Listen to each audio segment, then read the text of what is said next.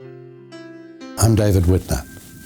I've been in the club 50 years, and there are many reasons why we should be very proud of the achievements of the Melbourne Rotary Club, bearing in mind that it's the first and largest club in Australia. Well, one of our most significant achievements was that during World War I, Australia lost many valuable people who would have been the leaders of society had they survived that war.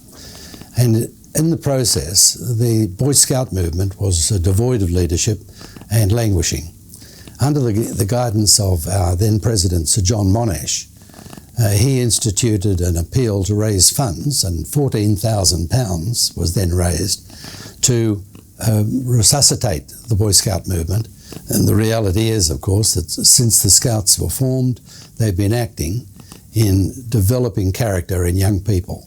And Australia has been the beneficiary of much of their very good work.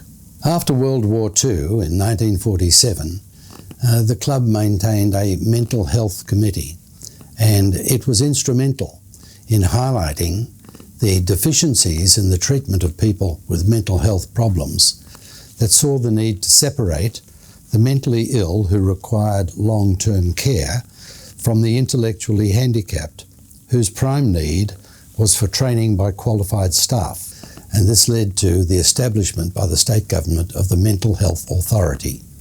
And you'd have to say that the work of that authority over the years has resulted in improved attitudes and treatment of people with mental health disorders. 19 years later, we were still working with our mental health committee, and they established that there was a need to treat compassionately people who were suicide inclined. And we worked with the Wesley Central Mission to create what is now known as Lifeline. And Lifeline continues to this day to provide an invaluable service for people who are contemplating or worried about others who are contemplating suicide, and who can get help through the mission in Lifeline. Around about the time of the Depression, there was an obvious problem with regard to young people getting trades experience. And we were concerned that apprenticeship training was deficient. And we worked with a number of bodies to establish what is later became known as the Apprenticeship Commission. And it became the model for all states to adopt a similar program, so that young people who would otherwise have been deprived of specific trades experience and training were able to obtain their qualifications and to go on and make a very useful contribution in industries across Australia. And of course, many industries have benefited as a result of that apprenticeship training, and so have the individuals who have progressed through it. In 1987, the club worked with the Baker Medical Research Institute in establishing the Heart Risk Reduction Clinic. And this was an extremely brave thing to do in many respects. It was a matter of collecting substantial funds for the project, but it was achieved, and we did it. And if you ask the question, well, was all this of any value? Did it work? Was it helpful? You've got to say that the people who benefited by finding out that they had some medical problems that needed attention, they would certainly concur that it was very much worthwhile, and it continues to be valuable to this day.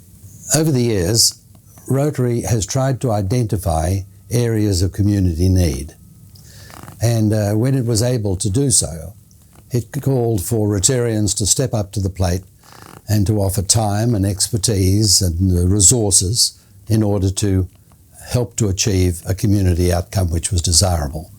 And that's been the hallmark of all of the programs which have had a lasting benefit through the Rotary Club of Melbourne.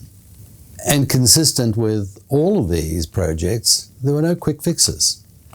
It required intelligent work to be done with governments, with agencies that are working in the community generally. Rotary never wanted to create a project simply to go on running it, The idea was always to establish the project and then step away so that others could continue to do the work. And that's been the hallmark of everything that Rotary has done. And in effect, we've built a society, a community, and a compassionate nation. And that's something we should all be proud of.